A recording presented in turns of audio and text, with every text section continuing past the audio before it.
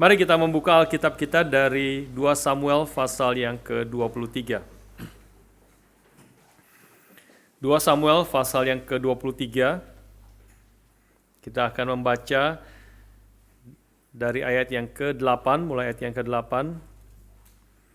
Kita akan membahas sampai ayat 39, tapi kita hanya akan membaca sampai ayat yang ke-23. Ini karena setelah itu banyak nama-nama yang disebut dari ayat 24 sampai 39 ya. Mari kita membaca secara bergantian 2 Samuel 23. Saya akan mulai ayat yang ke-8, saudara ayat yang ke-9, bergantian seterusnya hingga ayat yang ke-23. Oke, saya akan mulai ayat yang ke-8. Inilah nama para pahlawan yang mengiringi Daud. Ishibaal, orang Hakmoni, kepala Triwira. Ia mengayunkan tombaknya melawan 800 orang yang tertikam mati dalam satu pertempuran.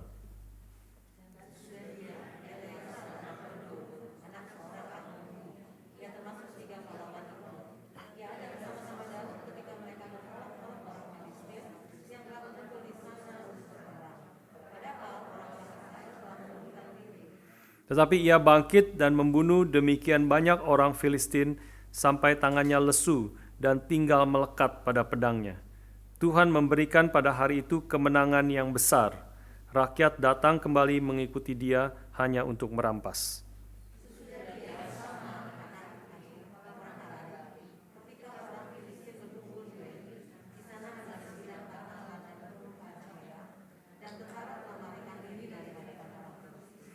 Maka berdirilah ia di tengah-tengah ladang itu.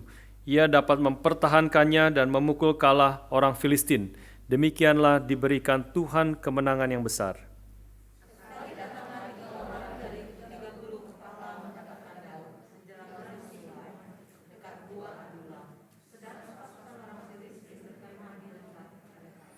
Pada waktu itu Daud ada di dalam kubu gunung dan pasukan pendudukan orang Filistin pada waktu itu ada di Bethlehem.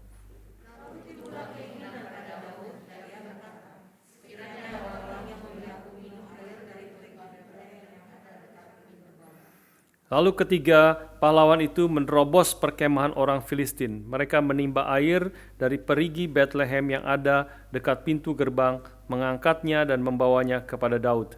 Tetapi Daud tidak mau meminumnya, melainkan mempersembahkannya sebagai korban curahan kepada Tuhan.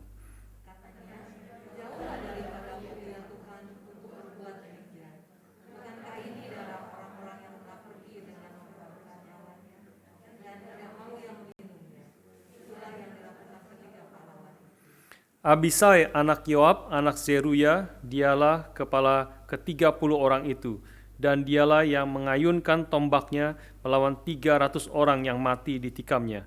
Ia mendapat nama di antara ke-30 orang itu.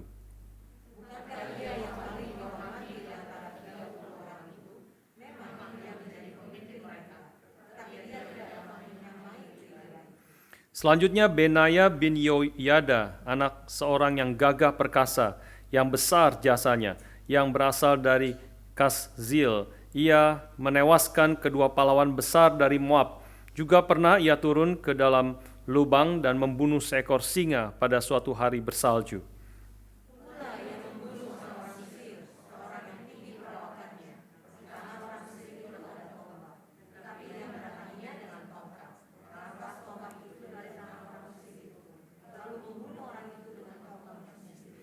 Itulah yang diperbuat Benaya bin Yoyada. Ia mendapat nama di antara ke-30 pahlawan itu.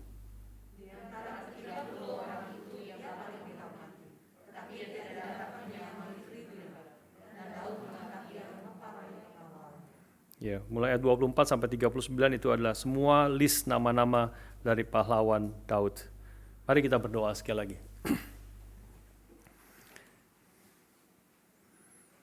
Bapa di surga, firman-Mu sudah kami baca dan kami bersyukur hari ini Tuhan kumpulkan kami untuk boleh datang beribadah kepada Tuhan. Memuji-muji Tuhan, bersekutu bersama-sama, berdoa bersama-sama, Dan saat ini kami juga siap untuk mendengarkan firman-Mu. Kami bersyukur untuk kesempatan yang Tuhan berikan kepada kami untuk mendengar akan firman-Mu. Tuhan, kami berdoa Roh-Mu yang kudus yang mempersiapkan hati setiap kami, sehingga kami boleh dengan segenap hati kami, segenap pikiran, dan Kau membuka telinga kami, sehingga apa yang kami dengar boleh sungguh-sungguh jatuh di dalam hati kami yang paling dalam, membentuk akan hidup kami, cara berpikir kami, sehingga seluruh hidup kami semakin sesuai dengan kehendak Tuhan. Kami memohon ya Tuhan, Kau yang telah menghantarkan kami ke tempat ini, ke gereja-Mu, dan juga setiap saudara-saudara kami ada di rumah masing-masing. Tuhan, siapkan kami dengan segala hormat, dengan segala kesungguhan, dan dengan segenap hati kami mendengarkan akan firman-Mu, dan kami memohon Engkau yang memberikan firman-Mu kepada kami, Kau yang berbicara kepada kami, memakai hamba-Mu yang penuh dengan kelemahan dan keterbatasan, boleh memberitakan firman-Mu yang berkuasa untuk menghibur, menguatkan, menegur, membentuk akan hidup kami. Terima kasih Bapa, kami menyerahkan waktu pemberitaan firman ke dalam tangan pertolongan Tuhan saja. Dalam nama Tuhan kami Yesus Kristus, penebus dan juru selamat kami yang hidup, kami berdoa dan bersyukur. Amin. Saudara sekalian, kalau kita mengikuti akan Australian Open atau Wimbledon atau apapun, dan kemudian di akhir daripada pertandingan final, ya biasanya kemudian yang juara itu ditanya, dan yang juara itu biasanya memberikan komentar apa dan sebagainya. Selalu, tidak selalu yang menjadi juara itu ketika dia ngomong speech, ya waktu dia menerima hadiah itu, dia selalu akan berterima kasih kepada orang-orang yang telah membuat dia berdiri di situ menjadi juara Wimbledon, juara Australian Open dan sebagainya. Ya, dia pasti akan menyebut pelatihnya, dia akan pasti menyebut akan keluarganya, ayahnya, ibunya, istrinya atau suaminya. Dia pasti akan menyebut segala macam orang-orang, termasuk tukang pijitnya misalnya, ya, yang suka mijit dia setelah main itu, dan sebagainya. Dan juga sponsor-sponsor, dia pasti akan sebut juga yang membuat pertandingan itu, Australian Open itu bisa terjadi, ya, dan sehingga menjadi sesuatu yang sukses luar biasa. Sudah sekalian, itu juga selalu terjadi ya di dalam Academy Awards, ketika orang dapat piala, dia akan sebut semua orang-orang yang telah berjasa membuat dia bisa mendapat Academy Award, begitu ya. Itulah saudara sekalian yang terjadi di sini, ya, di dalam 2 Samuel pasal 23 ayat 8 sampai seterusnya. Ini adalah list daripada orang-orang yang disebut sebagai pahlawan-pahlawan Daud. Ayat 8 dimulai, inilah nama para pahlawan yang mengiringi Daud. Jadi kita tadi membaca banyak nama-nama, dan dari ayat 24 sampai 39 yang tadi kita tidak baca, itu ada begitu banyak nama-nama, ada 37 orang nama. Ya, saya rasa kita tidak usah baca karena banyak yang kita tidak tahu sesungguhnya nama-nama itu, dan tapi nanti kita akan lihat dampak yang penting. Saudara sekalian, nama-nama itu disebut adalah sebagai bentuk penghormatan, ya, kepada orang-orang, the names of David's mighty men, orang-orang yang telah berjuang bersama-sama dengan Daud, orang-orang yang mengerti Daud adalah raja pilihan Tuhan, dan mereka berjuang untuk berbagian di dalam kerajaan yang dipimpin oleh Daud, dan juga berarti mereka juga berjuang di dalam kerajaan Allah, ya, karena itu ini adalah orang-orang yang disebut oleh Daud yang dan ditulis oleh penulis daripada 2 Samuel, yang menjadi satu penghormatan kepada mereka semua. Saudara sekalian, kalau kita memperhatikan dengan lebih detail akan orang-orang, nama-nama orang ini, khususnya kalau sudah membandingkan antara Indonesia, Inggris, dan berbagai macam teks bahasa Inggris yang berbeda-beda, maka sebenarnya saudara tadi baca mungkin agak bingung. Dari ayat yang ke-8 mulai, ya, Indonesia mengatakan nama yang pertama disebut adalah Isi Baal, tetapi Inggrisnya mengatakan Joseph Basshebeth, gitu ya. Nah, itu menjadi sebenarnya ada nama-nama kalau sudah memperhatikan dengan detail dan ada nama-nama yang lain itu agak problematik sebenarnya. Agak membingungkan. Namanya sebenarnya apa? Namanya sebenarnya karena teksnya pada aslinya itu ada juga perbedaan-perbedaan di dalam manuskrip yang ada. Ya, jadi tapi kita tidak akan masuk ke situ, itu adalah tugas daripada teolog ya yang mempelajari kenapa bisa begitu, latar belakangnya kenapa bisa begitu dan membandingkan teks-teks manuskrip yang berbeda. Ya, tetapi bagi kita meskipun ada perbedaan-perbedaan tekstual, ada problem-problem di sana, kita bisa melihat secara keseluruhannya bagian ini adalah memiliki berita yang sangat jelas sebenarnya. Ya, berita yang sama yang di dalam terjemahan-terjemahan yang berbeda, tetapi berita yang disampaikan itu adalah cukup jelas. Kita akan melihat di dalam bagian ini 8-39 itu adalah 4 hal yang sebenarnya penulis ingin ajarkan kepada kita melalui menulis nama-nama para pahlawan yang mengiringi akan Daud ini. Yang pertama, saudara sekalian, dari ayat yang ke-8 sehingga ayat ke-12, kita boleh melihat penulis ingin mengajarkan kepada kita untuk melihat tangan Tuhan di balik dari pahlawan Daud. Ya. Ayat 8-12 ini menggambarkan pasukan elit daripada Daud yang disebut sebagai triwira. Ya, di situ disebut sebagai triwira ya. Triwira itu berarti itu 3, wira itu perwira. Ya, 3 perwira gitu ya, triwira. Jadi adalah pahlawan Daud yang disebut sebagai mungkin pasukan 3, pasukan elit. Nanti kemudian setelah di dalam bagian terakhir adalah pasukan 30 gitu boleh dikatakan ya. Jadi ini kita tahu ya ada di dalam presiden atau raja itu ada pasukan-pasukan, ada orang-orang yang the inner circle, orang-orang yang menjaga akan raja. Ini adalah yang ketiga, adalah sepertinya pasukan yang sangat elit, pasukan khusus daripada Daud yang disebut sebagai triwira. Di situ kita mengikuti Indonesia saja di sini ya, yang disebut pertama adalah Ishibaal ya, atau Inggrisnya Joseph Basshebet, itu dalam ayat yang ke-8, dan kemudian ayat yang ke-9 ada Eleazar, dan yang ketiga adalah Sama. Ini adalah 3 atau triwira, 3 pahlawan pasukan elit daripada Daud. Kita melihat sedikit dengan lebih detail. Ishibaal itu menewaskan 800 orang di dalam satu pertempuran. Ya, satu orang menewaskan 800 orang. Kita bisa membayangkan, tidak heran dia disebut sebagai pasukan elit daripada elit, the elite of the elite ya, daripada pasukan Daud ini. Eleazar kalau sudah membaca di situ membunuh orang Filistin sampai begitu lelah, sampai capek sekali sampai tangannya itu melekat dengan pedangnya disebut. Artinya kenapa melekat dengan pedangnya, ada penjelasan, ada juga di dalam sejarah, ada pernah terjadi sebenarnya seperti itu. Dia membunuh begitu banyak sehingga darahnya itu terus menempel sampai darahnya begitu mengeras di tangannya memegang pedang itu, sehingga tangannya itu melekat dengan pedangnya itu di situ karena darah yang penuh, karena menewaskan ratusan orang musuh daripada Israel. Itulah Eleazar. Dan Sama di situ disebut diceritakan mulai ayat yang ke-11 ketika tentara Israel itu lari di ladang dan mereka melewati ladang kacang merah begitu ya, ladang kacang merah, lentils di sini Inggrisnya ya, kacang merah, nggak tahu kita juga bagaimana ladang kacang merah, tidak pernah kepikir ya.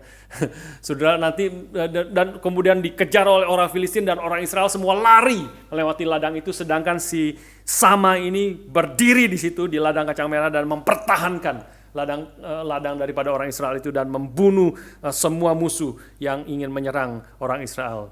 Inilah ketiga triwira atau 3 pahlawan elit, the elite of the elites ya, daripada pahlawan-pahlawan Daud. Inilah list yang pertama yang kita boleh mempelajari di sini. Pertanyaannya adalah kenapa dicatat hal-hal ini? Kenapa dengan detail bahkan dicatat 3 perwira yang ini? Apakah semua ini dicatat untuk menyatakan akan kehebatan daripada manusia? Mereka hebat memang, mereka luar biasa, mereka membunuh ratusan orang, mereka menjadi pahlawan-pahlawan Daud yang paling elit, 3 the triwira ini. Pertanyaannya kenapa dicatat di dalam bagian akhir ini? Tentu memang tadi saya katakan ini sebagai bentuk penghargaan kepada mereka, tetapi apakah dicatat itu untuk menyatakan bahwa seluruh keberhasilan mereka itu karena mereka memang orang yang hebat, mereka adalah pahlawan yang gagah perkasa? Kalau kita melihat ayat 8-11, maka kita perlu melihat apa yang dimaksudkan daripada penulis mencatat semua itu. Khususnya dalam ayat yang ke-10 dan ayat yang ke-12 diulang 2 kali di situ. Ayat yang ke-10 bagian yang terakhir, bagian B dikatakan, Tuhan memberikan pada hari itu kemenangan yang besar. Ya, ayat 12 juga diulang lagi. Demikianlah, 12 terakhir ya, demikianlah diberikan Tuhan kemenangan yang besar. Jadi kita tahu ya maksud daripada penulis ini mau mengatakan bahwa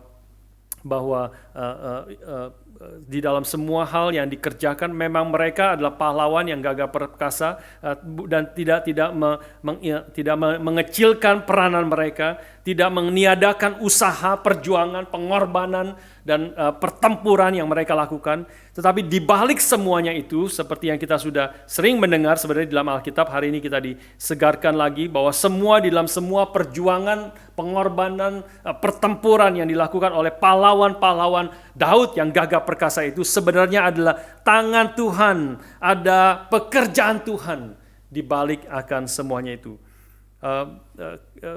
Apa yang dilakukan mereka dan keberhasilan mereka dilakukan dengan kesadaran bahwa Tuhanlah yang bekerja dan Tuhanlah yang menjadi pusat daripada semua hal yang terjadi dan khususnya keberhasilan daripada mereka. Saudara, bukankah ini sesuatu yang terus-menerus sebenarnya dinyatakan oleh Alkitab ya, dan minggu lalu kita juga sudah mendengar apa yang dikutip oleh Martin Luther sendiri, apa yang dikatakan oleh Martin Luther sendiri, satu pekerjaan yang dahsyat sekali di dalam sejarah yang dikerjakan oleh Martin Luther dan kawan-kawannya, ya, terutama Martin Luther yang mendobrak akan ratusan tahun atau bahkan lebih dari 1000 tahun Roma Katolik yang begitu besar, yang begitu dahsyat menguasai seluruh Eropa, dihancurkan oleh Martin Luther dengan reformasi yang dikerjakannya. Tetapi dia katakan sendiri, dari mulutnya sendiri dia mengatakan, sebenarnya ini bukan saya, I did nothing, the word did everything. Bukan aku yang melakukan itu semua, tetapi firman itu, Tuhan itu sendiri yang bekerja melalui firman-Nya, mengerjakan itu semua, yang menghancurkan Roma Katolik pada saat itu yang salah, yang bangunan pengajaran yang salah pada saat itu, pada sejarah saat itu. Saudara sekalian, hari ini saya mengajak kita merenungkan oleh untuk reformator yang selanjutnya, yaitu John Calvin, di dalam masih semangat reformasi, hari-hari reformasi ini.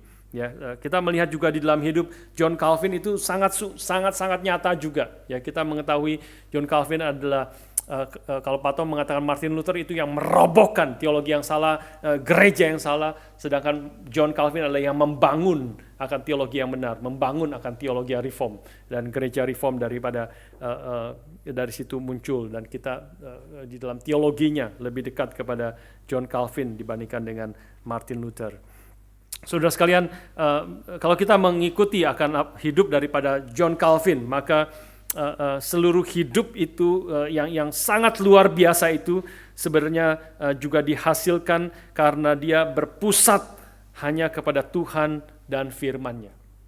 Kalau kita mau melihat hidup daripada John Calvin itu sangat-sangat luar biasa. Ya, selain dia menulis buku Institute of Christian Religion yang boleh dikatakan one of the best books in the whole history of human being. Ya, the Institute of Christian Religion, bukan hanya orang-orang Kristen yang sangat menghargai itu dari berbagai denominasi, bahkan orang-orang yang bukan Kristen juga sangat menghargai buku Institute of Christian Religion itu. Juga John Calvin itu menulis hampir seluruh komentari dari seluruh Alkitab. Ya, kalau saudara melihat komentarnya, dijejer buku-bukunya itu, sekarang semuanya soft copy ya, gampang kita bisa melihatnya. Tapi kalau buku-bukunya itu, sebuah buku dijejer lebih dari ini panjangnya, begitu ya.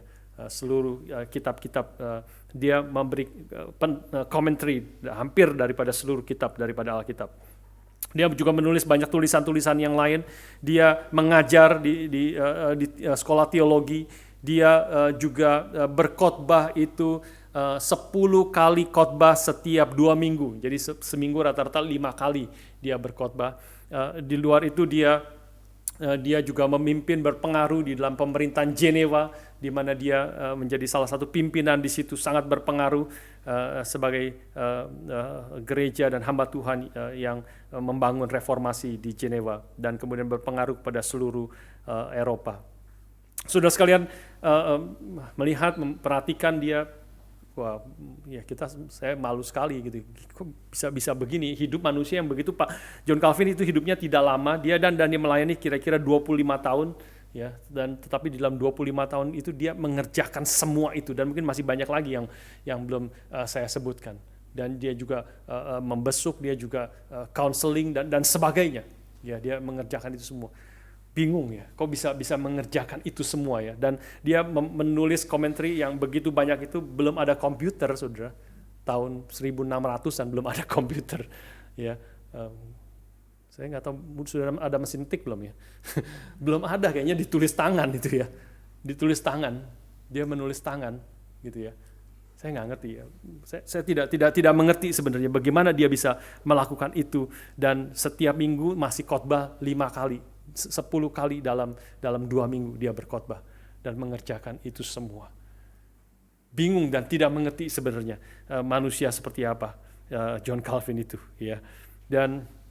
Tapi kalau kita membaca apa yang dia tulis, apa yang dia menjadi dorongan, semua dorongan yang besar di dalam hidupnya itu, yang sangat besar, yang saya rasa kita semua harus belajar ya. Kita semua harus, meskipun nanti kita akan lihat, tentu kita tidak bisa menyamakan diri dengan John Calvin, bahkan kita tidak bisa samakan diri dengan Pak Tong ya, atau siapapun ya, hamba-hamba Tuhan yang besar, tetapi kita patut belajar, patut mengerti, patut refleksi. Hidup mereka sama dengan kita, waktu yang Tuhan berikan itu sama dengan kita gitu. Satu hari itu 24 jam, sama-sama 24 jam. Dan bahkan John Calvin hidupnya jauh lebih singkat daripada banyak orang yang secara normal. Dia mati cukup muda, relatif muda sebenarnya. Saudara sekalian, tetapi dia mengerjakan itu semua. Dan kalau kita mau mencari tahu apa yang menjadi rahasianya, apa yang menjadi kekuatan daripada John Calvin boleh mengerjakan itu semua, pencapaian-pencapaian yang luar biasa itu yang di dalam kehidupannya, maka kita melihat ada satu dorongan yang sangat besar, bahwa apa yang dikerjakan John Calvin itu sebenarnya, sekali lagi seperti yang saya katakan, itu berpusat pada Tuhan. Dia mengenal Tuhan, mengenal firman-Nya, dan semua apa yang dikerjakan itu adalah dia menyadari seluruhnya berpusat kepada firman Tuhan, karena dia tahu firman Tuhan itu adalah perkataan Tuhan sendiri. Inilah perkataan Tuhan sendiri, di mana di dalamnya Tuhan menyatakan dirinya, menyatakan kemuliaannya, menyatakan dia adalah Tuhan yang hidup, Tuhan yang besar, Tuhan yang agung, Tuhan yang mulia. Karena itu seluruh apa yang diajarkan, seluruh tulisannya, seluruh khotbahnya itu merupakan eksposisi daripada Alkitab. Dia mengekspos bagian-bagian, ayat demi ayat, bagian demi bagian daripada Alkitab. Satu peristiwa yang menarik, saya lupa mencatat, saya baca tapi lupa mencatat, bahwa dia di dalam masa pelayanannya di Jenewa itu sempat dia terus eksposisi kan, ayat demi ayat, pasal demi pasal di dalam Alkitab. Dan kemudian sempat di dalam masa pelayanannya itu dia diusir oleh pemerintah Jenewa. Kita tahu ada perbedaan pendapat dan dia tidak setuju dan sebagainya. Akhirnya dia diusir dari Jenewa dan dia pergi ke tempat yang lain. Selama kira-kira dia absen 3 tahun di dalam pelayanan di Jenewa itu. Kemudian setelah itu, tapi kemudian ada perubahan politik dan sebagainya, akhirnya Calvin dipanggil lagi untuk kembali melanjutkan pelayanan di Jenewa. Dan waktu dia kembali, dia berkhotbah melanjutkan eksposisi dia yang 3 tahun yang lalu berhenti. Langsung melanjutkan ayat selanjutnya. Dia mengkhotbahkan ayat selanjutnya. Itu artinya dia betul-betul konsisten. Terus menerus, minggu lepas minggu, hari lepas hari, dia memberitakan akan firman Tuhan secara konsisten di dalam kehidupannya, dan itulah yang menjadi kekuatan daripada dia. Saudara sekalian, kemarin saya sempat di dalam kelas katekisasi, saya sempat juga mengatakan bahwa semangat itulah yang juga saya percaya juga ada di dalam diri Pak Tong, dan juga kemudian kepada hamba-hamba Tuhan dan kepada gereja GRI di segala tempat. Ya, salah satu yang kita mengingat, Pak Tong itu adalah seorang yang kita tahu pada tahun ketika beliau mendirikan akan GRII pada tahun 1989, ya itu adalah sebenarnya satu kerugian besar bagi Pak Tong secara pribadi.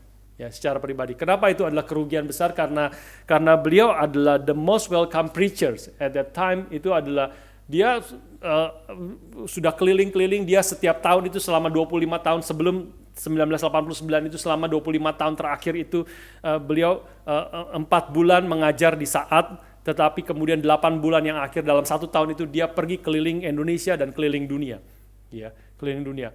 8 bulan dia berkhotbah di mana-mana, bikin KKR di mana-mana, hampir semua gereja di Indonesia Pak Tong sudah mengunjungi dan memberitakan Injil. Dan juga di luar negeri kita tahu bagaimana dampaknya, banyak hamba-hamba Tuhan yang sekarang melayani, khususnya di gereja-gereja Chinese di Australia, di Melbourne yang saya tahu. Itu banyak di antara mereka adalah orang-orang yang menjawab akan panggilan Tuhan menjadi full time, menjadi hamba Tuhan, yaitu melalui pelayanan Pendeta Stephen Tong. Ya, jadi Pak Tong adalah seorang hamba Tuhan yang Tuhan pakai luar biasa. Dan kalau berkhotbah itu sebenarnya berkhotbah menjadi pengkhotbah tamu itu sebenarnya tentu ada struggle-nya sendiri, tentu ada peperangan sendiri yang besar. Tetapi sebenarnya tidak terlalu sulit dibandingkan dengan harus berkhotbah tiap minggu kepada orang yang sama. Ya, apalagi seminggu 2 kali, 3 kali kepada orang yang sama. Nah itu sebenarnya jauh lebih sulit. Ya, tetap kalau KKR misalnya setahun sekali datang ke satu gereja atau 2 tahun sekali datang ke satu gereja dan berkhotbah 3 kali, 4 kali, 5 kali, 7 kali. Ya, itu sebenarnya tidak terlalu sulit karena nanti khotbah yang sama bisa dikhotbahkan ke negara yang lain, ke tempat yang lain. Begitu. Mungkin khotbah itu pernah dikhotbahkan sebelumnya. Ya, jadi sebenarnya Pak Tong pergi ke berbagai tempat, dia diundang, ayo Pak Tong khotbah, datang ke gereja kami, undangan begitu banyak setiap minggu, setiap bulan datang, dan dia datang pergi ke sana, mengunjungi ke sana dan pasti di welcome sebagai pembicara tamu dan memberikan kebangunan rohani ke gereja itu. Salah satu gereja yang Pak Tong sering kunjungi adalah gereja Kristus Ketapang. Itu Pak Tong memiliki ikatan batin yang dekat dengan hamba Tuhan, dengan pendeta di sana, sehingga beliau rutin datang ke situ setahun sekali atau 2 tahun sekali pasti beliau datang berkhotbah membuat KKR di gereja Kristus Ketapang. Dan kalau sebagai pembicara tamu itu tidak terlalu sulit sebenarnya, ya, dan sangat senang kita di welcome, dijamu makanan yang paling enak. Pasti engkau ke kota yang engkau jarang datang, engkau the most welcome preacher, dan pasti akan dijamu, disambut dan sebagainya, begitu ya. Dan setelah berkhotbah 3 hari sudah pergi, selesai, tidak bye-bye, tidak lagi berkhotbah di situ Tapi Pak Tong setelah bertahun-tahun, selama 25 tahun mengerjakan itu, dia kemudian mulai sadar, pelan-pelan mulai sadar, bahwa setelah saya khotbah 3 hari di gereja itu, ada kebangunan rohani, Tuhan bekerja, banyak orang bertobat, banyak orang yang belum percaya menjadi orang Kristen di dalam kebaktian itu. Tapi kemudian beliau pikir, setelah saya 3 hari berkhotbah di situ, 62 hari yang lain, itu siapa yang berkhotbah di situ? Saya datang 1 minggu di situ, 51 minggu yang lain itu siapa yang berkhotbah di situ? Mulai sadar bahwa tidak bisa seperti itu. Karena teologi karismatik, gereja karismatik mulai berkembang dan ajaran karismatik mulai berkembang. Pak Tong berkhotbah mengajarkan teologi reform, Injil yang sejati, tapi 51 minggu yang lain diajarkan mulai bahasa lidah, dan sebagainya macam-macam teologi yang mulai mengacau. Dan Pak Tong bilang nggak bisa kalau begitu. Apa yang saya sudah kerjakan, berjuang mati-matian, dicabut lagi oleh orang-orang yang kemudian melayani di dalam setiap minggunya di gereja itu. Nah akhirnya disitulah kemudian Pak Tong mulai mendirikan saya harus mendirikan sendiri, satu kubu sendiri, Gereja Reform Injil Indonesia, di mana saya akan berkhotbah sendiri, minggu lepas minggu, hari lepas hari, tahun lepas tahun, bulan lepas bulan, terus berkhotbah, eksposisi daripada Alkitab. Itulah semangat reform, ya, semangat daripada yang saya percaya itu diturunkan oleh John Calvin itu sendiri, yang terus bersetia karena menyadari ini adalah firman Tuhan, ini adalah pekerjaan, ini adalah perkataan Tuhan sendiri yang di dalamnya Tuhan menyatakan kemuliaan, Tuhan menyatakan kebesarannya, Tuhan menyatakan kehendaknya bagi kita. Itulah yang menjadi semangat daripada gerakan Reform Injili, gereja Reform Injili. Dan biarlah kita hari ini juga diingatkan melalui apa yang dikerjakan di sini, melalui apa yang dilakukan, berjuang, para pahlawan Daud berjuang, Martin Luther berjuang, John Calvin berjuang, Pendeta Stephen Tong dan hamba-hamba Tuhan yang lain berjuang dengan segenap kekuatan, tapi perjuangannya itu, dorongannya itu, apinya itu, semangatnya itu, bensinnya yang mendorong kita adalah karena sadar melalui perjuangan kita itu Tuhan sebenarnya yang sedang bekerja. Tuhan yang sebenarnya sedang berkata-kata kepada kita. Tuhan yang sedang memberikan firman-Nya kepada kita. Tuhan sedang menyatakan kemuliaannya, kehendaknya bagi kita. Itulah yang mendorong kita, mendorong akan gerakan Reform Injili. Biarlah itu juga mendorong kita hari ini. Semua saudara-saudara kita, saudara-saudara jemaat sekalian, baik di sini, baik di atas, baik di rumah masing-masing. Saudara, biarlah kita mengingat ini adalah pahlawan-pahlawan Daud yang bekerja berjuang. Tetapi Alkitab sekali lagi mengingatkan kepada kita bahwa mengertilah bahwa di dalam semua perjuangan itu mereka adalah tangan Tuhan yang sedang bekerja. Tangan Tuhan yang sedang memberkati mereka. Tangan Tuhan yang sedang memberi keberhasilan kepada semua akan umat-Nya yang berjuang bagi kerajaan Allah. Saudara sekalian, itu hal yang pertama kita boleh renungkan bersama-sama hari ini. Hal yang kedua, kita boleh melihat bahwa di dalam ayat yang ke-13 sampai 17, kita melihat di situ kekaguman akan Tuhan. Kita mengerti Tuhan yang bekerja dan kita kagum akan pekerjaan Tuhan. Maka kekaguman itu diekspresikan di dalam ibadah. Ya, kekaguman akan Tuhan itu diekspresikan di dalam atau melalui ibadah. Ayat 13 sampai ayat 17 ini peristiwa yang menarik yang saudara yang tadi kita sudah baca, ya, bagaimana Daud ada di Gua Adulam. Gua Adulam itu adalah kira-kira 20 km dari Bethlehem. Ya, dan pada saat itu Daud ada di gua sedang sepertinya tentara. Ini adalah peristiwa tentu yang peristiwa yang terjadi sebelumnya. Kita tidak tahu kapan persisnya. Tapi sepertinya Filistin masih berkuasa saat itu dan Daud dengan tentara-tentaranya sedang ada di gua, mungkin di dalam sembunyi dan sebagainya, ya, sedang dikejar. Tentara Filistin masih begitu berkuasa saat itu. Dan disitulah kemudian Daud mengalami homesick, ya, homesick. Betapa enaknya, betapa segarnya, betapa rindunya aku kalau untuk minum air dari perigi Bethlehem. Perigi itu sumur, ya, water from the well near the gate of Bethlehem, yang dekat pintu bentang Bethlehem.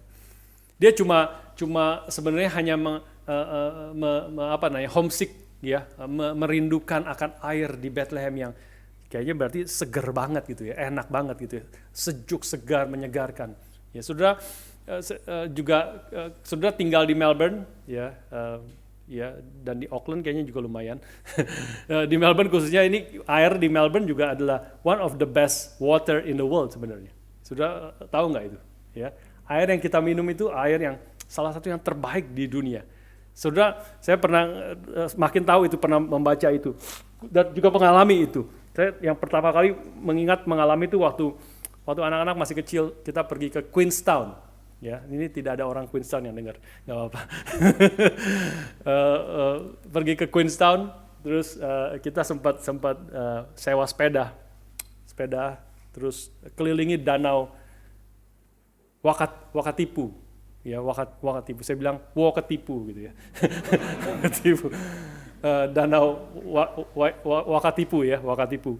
Kelilingin danau itu naik sepeda. Anak-anak udah bisa naik sepeda. Kita sewa 4 sepeda. Wah, kita jalan sepeda kelilingin itu. Wah, seru sekali, ya, bagus sekali. Terus ya kita bawa botol air kan, botol air. Capek dong pasti, naik turun, masuk gitu, ya. Terus wah, capek sekali, air sudah habis. Gimana nih cari air? Kita harus cari air, jalan-jalan. Ketemu di salah satu ujungnya ada sekolah besar di situ, sekolah apa ya, The Remarkables kalau tidak salah. Itu karena gunungnya namanya The Remarkables, ya, sekolah Remarkables Primary School atau Secondary School atau apa begitu ya. Wah, ada sekolah hari libur, hari itu kan libur, kayak lagi libur Januari awal kalau tidak salah. Ya, libur, masih libur. Jadi sekolahnya masih tutup. Wah, bisa masuk. Bisa masuk. Kita masuk aja gitu. Cari air di situ. Oh, ada air, ada apa namanya? Ada water fountain, ada apa gitu. Wah, kita isi airnya. Kita isi. Minum. Hah? Air apa ini? Ini air minum gitu ya. Tapi kita bayanginnya tuh air di Melbourne gitu ya. Kok gini air? Nggak enak banget. Nggak enak banget. Ya, saudara-saudara yang pergi ke Adelaide juga pernah gitu, nggak ada orang Adelaide juga di sini ya, yang ikut kita. Saudara-saudara yang pergi ke Adelaide juga sudah tahu ya, air di Adelaide tidak enak, ya, tidak enak, ya, sangat tidak enak. Tapi saudara kalau di Adelaide minum, saudara akan rindu air di Melbourne, ya, seperti Daud rindu air di Bethlehem. Kira-kira seperti itu, ya. Dia rindu, aduh, air di Bethlehem itu aku sudah biasanya tinggal di Bethlehem, airnya tuh segar sekali, apalagi dari sumur itu ada mata airnya di situ, menyegarkan. Dia rindu aja sebenarnya. Dia tidak bermaksud apa-apa, dia cuma homesick, ya. Tetapi kemudian ada 3 orang pahlawan, ini kemungkinan bukan 3 yang tadi ya, yang lain 3 orang pahlawan Daud mendengar itu, mereka pergi diam-diam. Mereka 3 orang pergi menerobos barikade daripada Filistin yang ada sedang berkemah di situ, berkumpul di situ. Diam-diam supaya masuk 20 km pergi, 20 km balik lagi. Ya, kira 40 km bukan naik motor, saudara kan, bukan naik mobil. Itu mereka jalan kaki 40 km. Sudah bisa membayangkan, ya. Dan menghadapi bahaya mati dan mengambil air, menimba air dari sumur itu dan kemudian balik lagi dan memberikan kepada Daud. Inilah air yang raja rindukan, yang raja inginkan. Pasti Daud kaget sekali. Ya, dia tidak pernah berpikir akan hal itu. Maka dan dia tadi ayat yang kita baca, dia tidak mau meminumnya, tapi kemudian mempersembahkannya kepada Tuhan.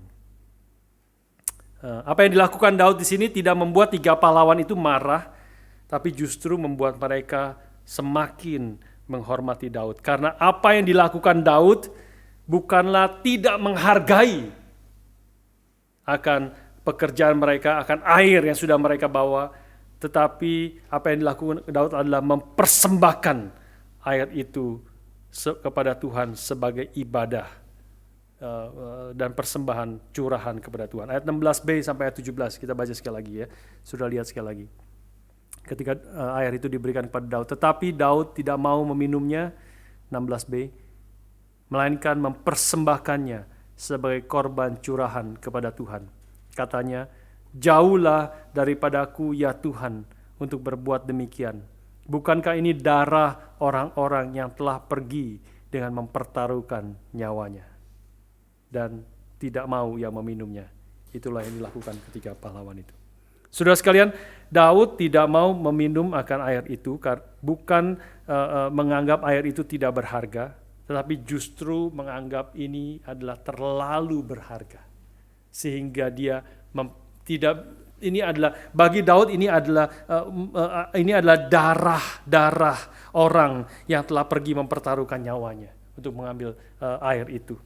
Dia bukan tidak menghargai, tetapi justru menganggap air ini adalah begitu berharga seperti darah yang telah dipertaruhkan oleh pahlawan-pahlawan itu, sehingga dia tidak mungkin meminum akan air itu, tetapi karena terlalu berharga, dia mempersembahkannya kepada Tuhan. Karena darah adalah milik Tuhan dan dia tidak mungkin meminumnya. Saudara sekalian, saya percaya saudara dan saya pernah mengalami kebaikan-kebaikan seperti ini yang menyentuh hati kita sangat dalam. Ya. Saudara bisa pernah pikir, pernah nggak saudara mengalami kebaikan yang sungguh menggerakkan hati saudara? Ya. Bagi saya waktu saya persiapkan ini, saya pikir salah satu yang sangat menggerakkan hati saya itu adalah pada waktu janji iman, ya, di dalam beberapa waktu yang lalu, ya, di dalam janji iman. Dan kemudian saya mengetahui khususnya ada orang-orang yang saya tahu sebenarnya struggle di dalam keuangan. Ya, saya tahu hidupnya juga sederhana, pas-pasan dan sebagainya. Tapi waktu janji iman, dia memberikan persembahan, memberikan janji yang saya rasa sangat besar untuk dia, untuk keluarga ini, ya, sangat besar. Dan itu bagi saya itu sangat-sangat menggerakkan hati akan saya. Saudara sekalian, ketika saudara bertemu dengan orang-orang yang demikian, ya, kebaikan yang dialami, yang dikerjakan, yang sudah lihat ataupun yang sudah alami, kebaikan orang yang sangat menggerakkan hati saudara, maka kita akan cenderung menghormati akan orang itu, dan which is good, ya, menghormati, menghargai, ya, respect kepada orang-orang yang seperti demikian. Tetapi kalau kita mengerti bahwa Tuhanlah yang bekerja di dalam diri orang itu sesungguhnya, maka sebenarnya penghormatan, kekaguman kita tidak boleh berhenti kepada orang itu. Respect kita tidak boleh berhenti kepada orang itu. Tetapi respect, hormat, dan kekaguman kita haruslah kita kembalikan kepada Tuhan yang telah bekerja di dalam hidup mereka, yang telah memberkati mereka, yang telah memberikan hati yang demikian, yang memberikan kehidupan yang mau berkorban bagi orang-orang lain. Sehingga kita sudah selayaknya mencurahkannya kepada Tuhan sebagai ibadah kita kepada Tuhan.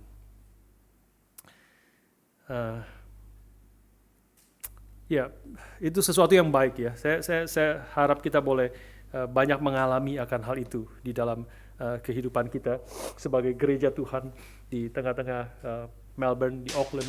Ya, ada kebaikan yang Tuhan berikan, yang Tuhan kerjakan melalui saudara-saudara kita, ya, sehingga kita boleh datang beribadah kepada Tuhan. Mungkin saya teringat akan apa yang terjadi kepada ada saudara kita di Auckland yang khususnya, mungkin saya tidak apa-apa saya sebutkan namanya waktu itu ketika salah satu jemaat kita di Auckland itu meninggal dunia, yaitu Pak Walter. Ya, Pak Walter itu meninggal dunia, dan sebelum beliau meninggal itu ada sakit, proses dan sebagainya. Dan pada waktu itu masa COVID, ya, sehingga banyak kesulitan. Tetapi saya sangat bersyukur melihat akan saudara-saudara yang di Auckland yang mereka sangat mengasihi akan Pak Walter dan juga istrinya Ibu Lisa dan juga keluarga mereka. Khususnya ada Ibu Cynthia, anak dari Pak Walter, dan juga dengan suaminya Lee. Kita dalam semua perawatan, selama sakit, selama pengobatan, dan juga kemudian akhirnya penguburan, persiapan kebaktian dan sebagainya, semua akan banyak daripada jemaat di Auckland, khususnya para pengurus di MRI Auckland itu berjuang, mengasihi, bersama-sama menyatakan kebaikan yang sangat menyentuh hati akan keluarga Pak Walter. Ya, dan itu adalah, dan mereka sangat digerakkan hatinya sehingga anak mereka yang sebelumnya sebenarnya beribadah di gereja lain, akhirnya merasa, saya mendengar satu kalimat yang keluar dari mulut mereka sendiri.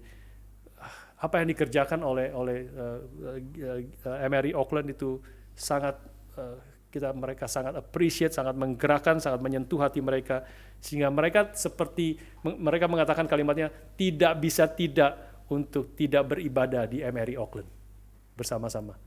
Nah, saya rasa itu hal yang baik. Ya, kalau itu yang terjadi, saya rasa itu boleh terjadi di Melbourne, di Auckland, di mana-mana tempat anak-anak Tuhan, ketika apa yang kita kerjakan, ya, kebaikan-kebaikan yang menggerakkan hati orang, yang menyatakan kebaikan yang tulus, kesungguhan, ya, maka itu dan akhirnya membawa orang bukan kepada kita, atau kalau kebaikan orang kepada kita bukan membawa kita hanya menghormati, menghargai apa yang mereka kerjakan, tetapi akhirnya membawa kita boleh beribadah kepada Tuhan. Karena mengerti ada Tuhan yang baik, Tuhan yang mulia, Tuhan yang penuh kasih, Tuhan yang berkuasa, Tuhan yang bekerja di dalam hidup anak-anak Tuhan, umat Tuhan, yang nyata oleh segala pengorbanannya, yang nyata oleh seluruh kebaikannya. Dan itu akan menggerakkan hati manusia dan membawa manusia akhirnya boleh beribadah kepada Tuhan. Inilah yang menjadi respons Daud yang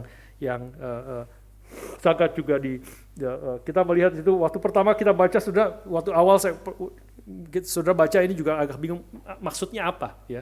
Tapi kalau kita melihat Daud bukan waktu dia, aku tidak bisa minum ini, aku tidak mungkin minum ini, tapi dia mempersembahkannya sebagai korban curahan di hadapan Tuhan. Dia bukan membuangnya, dia bukan tidak menghargai, tapi dia justru merasa ini terlalu berharga apa yang dikerjakan oleh mereka, sehingga hanya boleh Tuhan yang menerima ini. Jadi kebaikan orang, kekaguman, kebaikan orang itu membawa kita kepada ibadah kepada Tuhan sebagai sumber daripada semua hal yang baik, semua hal yang dikerjakan oleh anak-anaknya. Hal yang ketiga, saudara, yang kita boleh lihat bersama-sama. Kita boleh lihat hal yang ketiga adalah Daud atau bagian ini, teks ini mengajarkan kita juga tentu hormat, kemuliaan, ibadah kepada Tuhan, tetapi kita juga boleh menghormati orang-orang yang berperang di dalam kerajaan Allah. Nah, inilah di dalam ayat yang ke-18 sampai ayat ke-39 sesungguhnya. Tadi kita berhenti sampai ayat 23 ya. Tetapi ayat 18 sampai ayat ke-39 itu ada list yang sangat panjang tentang orang-orang yang bekerja untuk melayani Tuhan di dalam kerajaan Daud ini. Ya, kalau boleh dibagi dua menjadi dua list yang besar adalah yang pertama adalah satu list yang menunjuk kepada bicara tentang Abisai dengan Benaya. Ini ada hal kemudian yang menarik yang kita boleh melihat, menghormati orang-orang yang berbeda-beda yang berperang bagi kerajaan Allah. Ya, list yang pertama adalah dua orang yang ditulis secara lebih detail, yaitu Abisai dengan Benaya. Abisai ayat 18, 19. Lalu kemudian ayat 20 sampai 23 itu bicara tentang Benaya.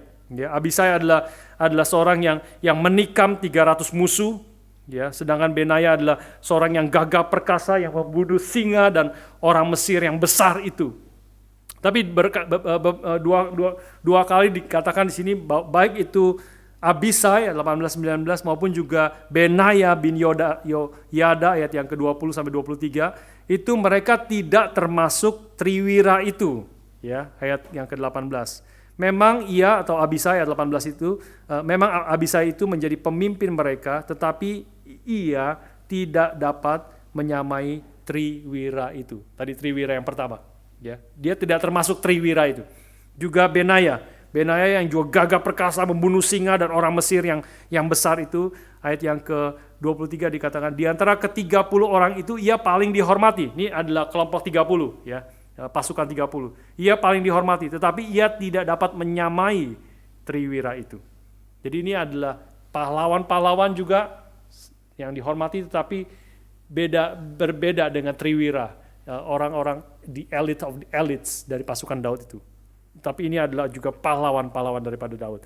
Dan kemudian dari list yang kedua adalah 30 atau 37 orang ya. Disebutnya pasukan 30 itu seperti pasukan 30 tapi tidak betul-betul exactly 30 orang di dalamnya. Ya, tapi disebut pasukan 30 sehingga ada 37 nama orang di situ yang disebut di dalam ayat 24 sampai 39 yang hanya disebut nama dan asalnya dan keturunan siapa. Ya, tidak disebut apa yang mereka kerjakan, tidak disebut pencapaian mereka membunuh musuh berapa orang, tidak disebut sama sekali. Hanya nama dan asal mereka, nama dan keturunan mereka. Nah, saudara sekalian, apa yang dimaksudkan di sini? Apa yang menjadi tujuan daripada penulis menulis semua nama-nama itu dengan begitu banyak? Saya melihat di sini meskipun mereka disebut berbeda-beda, tidak termasuk triwira dan orang-orang semua ini, dan banyak di antara mereka yang tidak kenal, yang kita tidak kenal sebenarnya. Kalau sudah baca itu begitu banyak orang yang kita tidak kenal, tidak pernah dikhotbahkan bahkan, tetapi mereka masuk di dalam list dari pahlawan Daud. Artinya mereka adalah pahlawan-pahlawan kerajaan Allah juga, karena Daud adalah raja yang diurapi dan raja pilihan daripada Tuhan. Artinya adalah meskipun mereka adalah orang-orang yang tidak dikenal, tetapi mereka adalah orang-orang yang masuk di dalam list ini karena perjuangan mereka itu dihargai oleh Tuhan.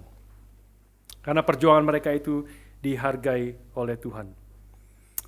Ini juga sangat mirip sebenarnya dengan Alkitab senang sebenarnya dengan list, ya, banyak list-list seperti ini juga di dalam Perjanjian Baru. Itu juga ada list-list nama-nama yang banyak sekali yang kita tidak kenal juga, ya. Seperti sekali lagi Roma pasal yang ke-16, saya bacakan dengan cepat bagi saudara. Paulus memberikan salam kepada siapa? Salam kepada siapa? Ya, ayat ketiga kita tahu Priscilla dan Aquila. Kita agak suka mendengar akan hal itu. Ya, dua orang ini. Tetapi dari ayat yang kelima dan seterusnya banyak orang yang kita tidak kenal. Salam juga kepada jemaat di rumah mereka. Salam kepada Epenetus, saudara yang kukasihi, buah pertama dari Asia untuk Kristus. Ayat yang ke-6, salam kepada Maria yang telah bekerja keras untuk kamu. Ini pasti bukan Maria ibu Yesus kan ya. Salam kepada Andronikus dan Yunias, saudara-saudara sebangsa. Salam kepada Ampliatus, ayat yang ke-8, yang kukasihi. Salam kepada Urbanus, Stakis, Apeles. Kita nggak pernah dengar nama-nama itu, ya.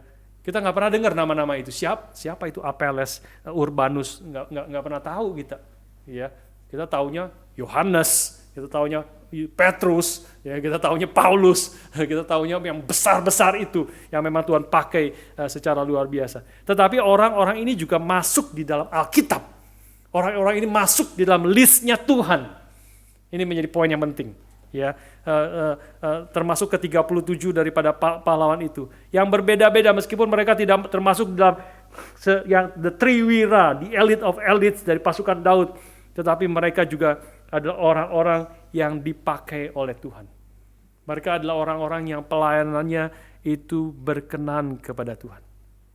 Meskipun tidak dikenal orang, meskipun kita tidak kenal bahkan. Ya.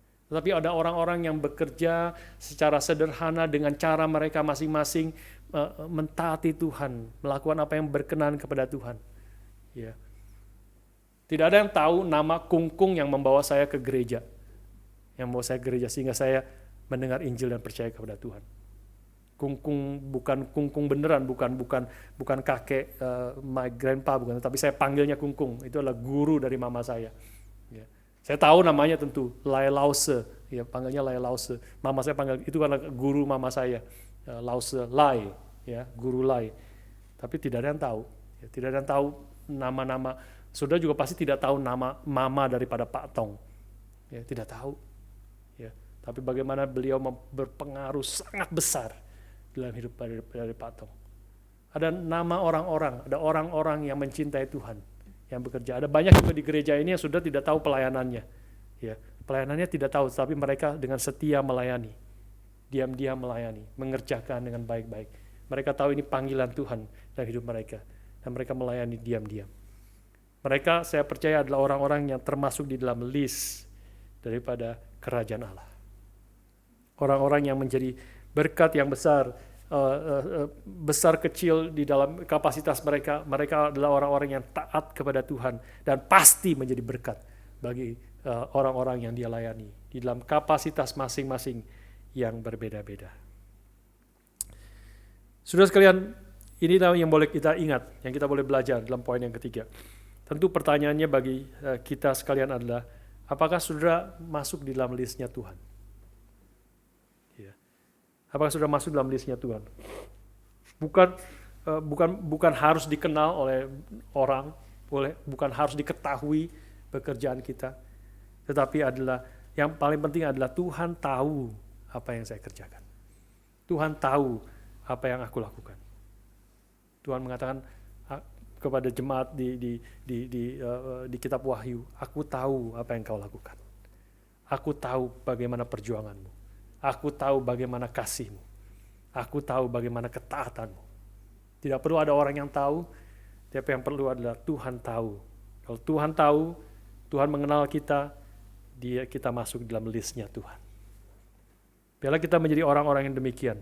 Ya, karena Kristus sendiri mengatakan, barang siapa memberi kamu secangkir air karena kamu adalah pengikutku, maka ia tidak akan kehilangan upahnya. Biarlah kita menjadi orang-orang yang taat kepada Tuhan, ya, dengan cara yang berbeda-beda, dengan kapasitas yang berbeda-beda, dan semuanya masuk di dalam list daripada Tuhan yang berkenan kepada Tuhan. Terakhir, saudara sekalian, kita melihat, atau sebelum terakhir, sebaliknya, biarlah kita jangan berpikir kita hanya akan menjadi berkat, kita hanya akan berkenan kepada Tuhan ketika kita nampak di luar, ketika pelayanan kita dilihat oleh banyak orang, ketika orang sangat menghargai kita, dan sebagainya. Baru aku akan mau melayani, baru aku akan mau berkorban ketika peranan yang besar diberikan kepada saya. Ya. Tidak, saudara sekalian, ini semua orang-orang adalah banyak yang kita tidak kenal, tetapi mereka taat kepada Tuhan. Mereka mengerjakan apa yang berkenan kepada Tuhan, dan Tuhan menghargai akan orang-orang ini. Mereka masuk di dalam listnya Tuhan. Terakhir, saudara sekalian, bagian yang keempat, kita melihat akan kegagalan yang membawa kita kepada belas kasihan dan anugerah Tuhan. Saya ajak kita lihat orang terakhir yang dicatat di dalam list ini. Ayat yang ke-39. Semua nama-nama itu banyak yang kita nggak kenal sebelumnya, tapi ada satu nama yang kita semua kenal, yaitu Uria.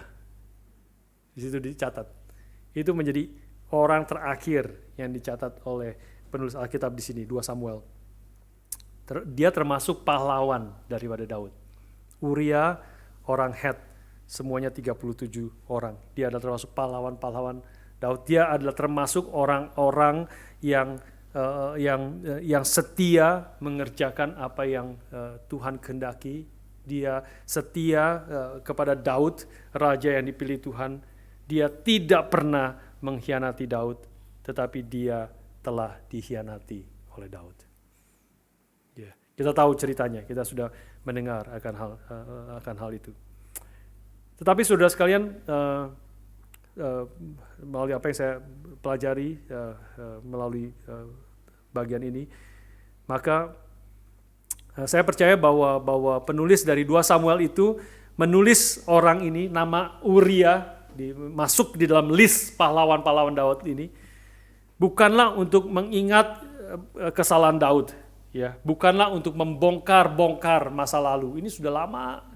Kalau Daud baca lagi, kok Uria lagi? Ini sudah berapa pasal, berapa puluh tahun yang lalu ini, ya.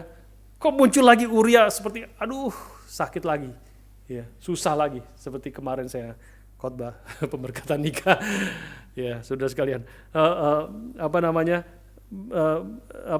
Ini adalah apakah memang maksud dari penulis itu menyebut nama Uria untuk membongkar dosa lama daripada Daud? Apakah maksudnya untuk membongkar akan menyatakan, mengingat-ingat lagi dosa dan kesalahan daripada Daud yang memang sudah dilakukan oleh Daud?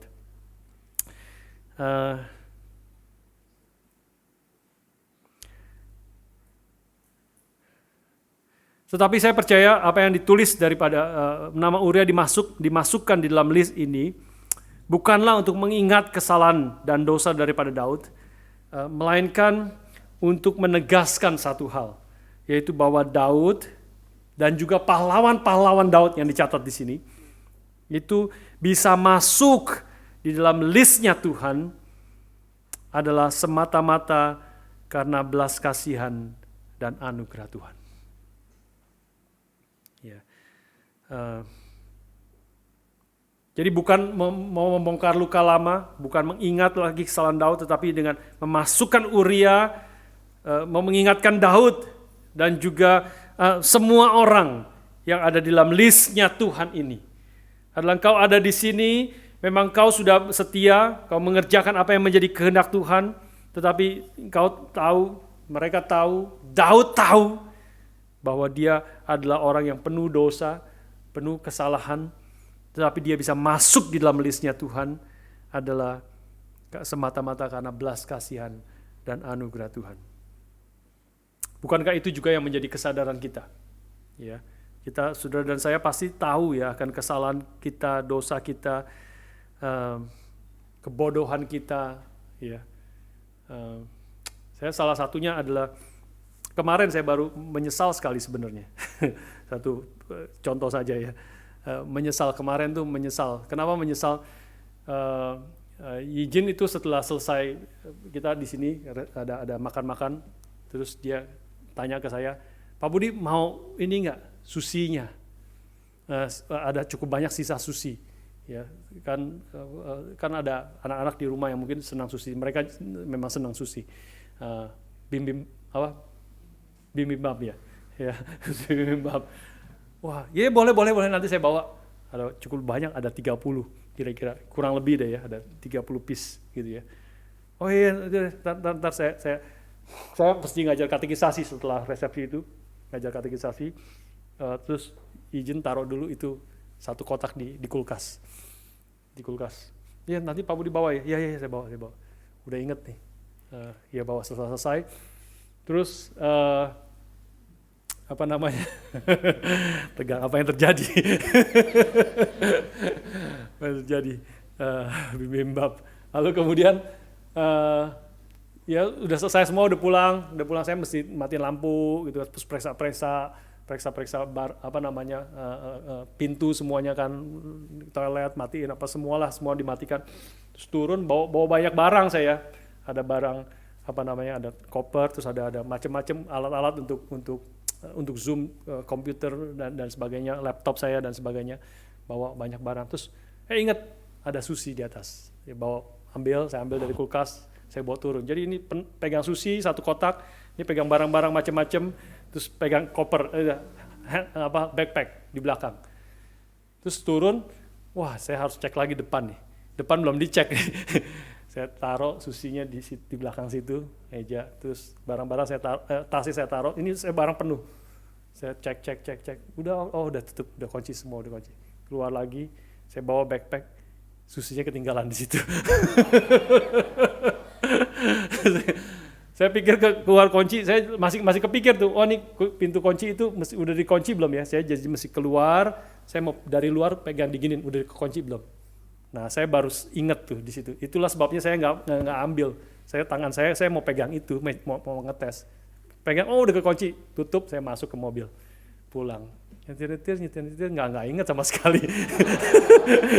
Nggak inget sama sekali. Ya, terus ya takutnya taruh di situ sebenarnya bisa rusak karena sushi kan ya. Takutnya bisa rusak, sayang kebuang. Sampai di jalan tol saya baru teringat. Tadi saya udah masukin belum ya susinya ke belakang ya, ke bagasi, saya udah masukin ya. Nggak inget, nggak tahu, sampai rumah baru lihat belakang, nggak ada. Nggak ada, ketinggalan pasti di situ. Ya, ketinggalan pasti di situ. Sudah sekalian, kita banyak lah ya, itu hal-hal kecil ya. Itu hal-hal kecil yang nggak apa-apa lah dibuang itu ya. Kalau udah basi. Tapi banyak hal-hal yang lebih serius tentu di dalam hidup kita. Dalam hidup saudara, ada hal-hal serius, ada kesalahan-kesalahan serius, ada dosa-dosa serius di dalam hidup kita. Ya, yang saudara dan saya tahu, kita tahu ya. Mungkin orang lain nggak tahu, tapi orang di rumah mungkin tahu. Ya, orang di rumah tahu, orang yang dekat dengan kita mungkin tahu. Tapi yang pasti Tuhan pasti tahu. Ya, Tuhan pasti tahu segala dosa dan kesalahan kita. Tetapi dosa dan kesalahan itu Tuhan, kita mengingat tahu itu bukan seharusnya membawa kita menjadi despair dan putus asa dan melumpuhkan kita. Tuhan kadang-kadang mengingatkan itu, dan kita kadang-kadang teringat sendiri. Aduh, saya bego banget ya. Saya kok begitu ya. Saya kayak begitu ya. Saya begitu salah ya, begitu jahat ya saya seperti itu ya, dan sebagainya. Kita tahu betapa kita berdosa di hadapan Tuhan, tetapi Tuhan ingin mengingatkan seperti Uria dicatat di sini, itu bukan untuk membawa kita menjadi despair dan membawa Daud despair dan menjadi putus asa, tetapi mengingatkan Daud bahwa kesalahan itu seharusnya membawa Daud dan kepada kita menjadi semakin orang yang rendah hati dan semakin menjadi orang yang bersandar hanya kepada Tuhan. Ya, jangan biarkan dosa-dosa kita di dalam masa yang lalu, dan mungkin ada dosa yang akan kita lakukan lagi, pasti ada dosa yang kita bisa lakukan lagi. Itu jangan biarkan setan memakai itu untuk menuduh kita. Ya kan, kamu salah, memang kamu berdosa, memang kamu tidak berguna dan sebagainya, kamu akan dosa lagi. Kalau engkau membiarkan itu membuat engkau despair, membuat engkau menjadi gagal dan melumpuhkan engkau, itu setan menang. Sehingga engkau tidak lagi mau berjuang, mau taat kepada Tuhan. Tetapi yang dimaksudkan oleh penulis di sini dan juga di dalam prinsip firman Tuhan yang lain, kita akan lihat di dalam hidup Paulus juga sebenarnya. Paulus mengatakan, aku melupakan apa yang di belakangku dan aku mengarahkan pandanganku kepada hadiah yang Tuhan sediakan. Aku berlari, bekejar, berjuang dengan sekuat tenagaku. Aku adalah orang yang waktu Paulus mengatakan aku melupakan apa yang di belakangku, bukan berarti dia tidak ingat. Bukan berarti dia tidak ingat. Karena apa? Tentu apa yang di belakang itu khususnya menunjukkan bagaimana dia menjadi pembunuh, penganiaya akan jemaat Tuhan. Itu dosa terbesar yang Paulus lakukan di dalam hidupnya. Ya, dia bukan tidak ingat. Dia tahu karena dia berkali-kali mencatat di dalam tulisan-tulisannya. Dia mencatat itu di dalam salah satu di dalam Korintus, dia mengatakan bahwa aku adalah rasul yang terkecil di antara semua rasul karena aku pernah menganiaya jemaat Tuhan. Dia tahu sekali. Tetapi dia kemudian mengatakan, tetapi aku ada sebagaimana aku ada karena anugerah Tuhan. Dan anugerah Tuhan yang Tuhan berikan kepadaku itu tidak sia-sia, melainkan aku bekerja lebih giat untuk pekerjaan Tuhan. Nah, itulah yang Tuhan inginkan. Itulah yang Tuhan inginkan. Kesalahan kita, dosa kita di masa lalu tidak seharusnya melumpuhkan kita, karena seluruh dosa, kejahatan, kesalahan apapun yang kita lakukan. Ketika kita datang kepada Tuhan, memohon pengampunan Tuhan, Alkitab menegaskan, jikalau engkau mengaku dosamu, maka Dia adalah setia dan adil, sehingga Dia akan pasti mengampuni dosamu dan menyucikanmu dari segala kejahatan. Darah Kristus sekali lagi menyucikan kita. Ketika kita datang minta pengampunan Tuhan, Tuhan menyucikan, mengampuni, dan sehingga kita boleh berkata bersama-sama Paulus, aku melupakan apa yang di belakangku. Bukan berarti tidak ingat, tahu. Tetapi ingatan itu tidak melumpuhkan dia. Ingatan itu tidak membawa dia tidak berdaya. Ingatan itu justru membawa Paulus semakin bersandar kepada Tuhan. Ingatan itu justru membawa dia sadar bahwa aku ada sebagaimana aku ada semata-mata karena belas kasihan, semata-mata karena anugerah Tuhan semata-mata. Bukan karena kehebatan, bukan karena segala apa yang pencapaian-pencapaian dan kehebatanku. Aku ada sebagaimana aku ada karena anugerah Tuhan. Karena itu aku bekerja lebih giat, tetapi bukan aku, melainkan anugerah Tuhan yang bekerja di dalam aku. Biarlah saudara dan saya, poin terakhir ini mengingatkan kita akan kebenaran itu. Biarlah kita menjadi orang-orang umat Tuhan yang mau taat, berjuang, melakukan kehendak Tuhan. Dan itu adalah berarti kita akan ada dalam list daripada Tuhan, mengerti bahwa Tuhanlah yang bekerja di dalam kita. Dan kita tahu juga kita ada kegagalan-kegagalan. Dalam waktu kita mau mengikut Tuhan sebagai anak-anak Tuhan, pasti ada kegagalan, pasti ada dosa yang kita lakukan. Besar kecil semuanya adalah dosa yang tidak berkenan kepada Tuhan. Kita tahu itu. Tapi biarlah dosa pun tidak membuat kita menjadi kemudian meninggalkan Tuhan, lari daripada Tuhan. Tidak lagi mau datang beribadah kepada Tuhan karena merasa aku tidak layak. Alkitab akan mengatakan, memang kamu tidak layak. Memang tidak layak. Justru kalau engkau datang kepada Tuhan merasa dirimu layak di hadapan Tuhan, justru itu adalah salah. Itu adalah Farisi. Itu adalah ahli Taurat yang datang kepada Tuhan dan berkata, Tuhan, aku orang yang paling layak di dalam dunia ini. Aku sudah memberi perpuluhan, aku berpuasa seminggu 2 kali. Aku tidak seperti pemungut cukai itu, orang-orang berdosa itu. Aku sudah melakukan begitu banyak hal. Engkau pasti berkenan kepadaku. Justru itu adalah semangat yang salah.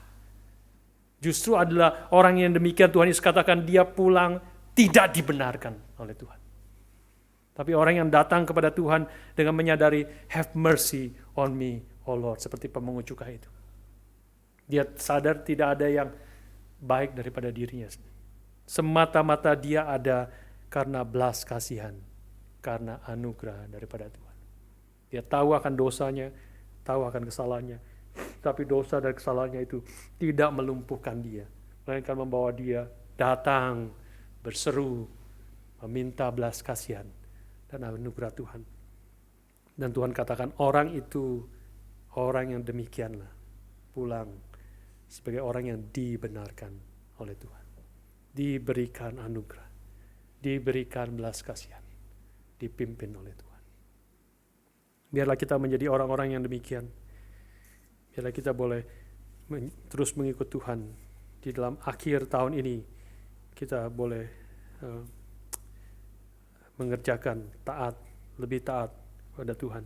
Dan kita doakan, terpakai pimpin juga doakan, saya ajak semua mendoakan untuk di dalam akhir tahun ini mungkin kita akan adakan KKR sebelum Natal. Jadi kesempatan kita ajak orang-orang datang mendengar akan firman Tuhan. Mari kita berdoa.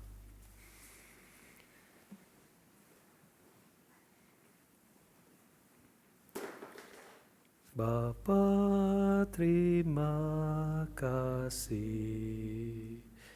Bapa, terima kasih. Bapa di dalam surga, puji terima kasih. Saja kita masing-masing berdoa secara pribadi di hadapan Tuhan. Menyatakan syukur kepada Tuhan. Menyerahkan hidupmu sekali lagi ke dalam tangan Tuhan. Mohon Tuhan pakai. Mohon Tuhan ampuni dosa kita. Mohon Tuhan menyatakan belas kasihan dan anugerahnya sekali lagi. Dan mohon Tuhan memberi kekuatan pada kita. Sungguh-sungguh hidup mentaati Tuhan berdasarkan anugerah dan kekuatan yang Tuhan berikan kepada kita. Mari kita teduh sejenak dan masing-masing berdoa dalam hati kita kepada Tuhan.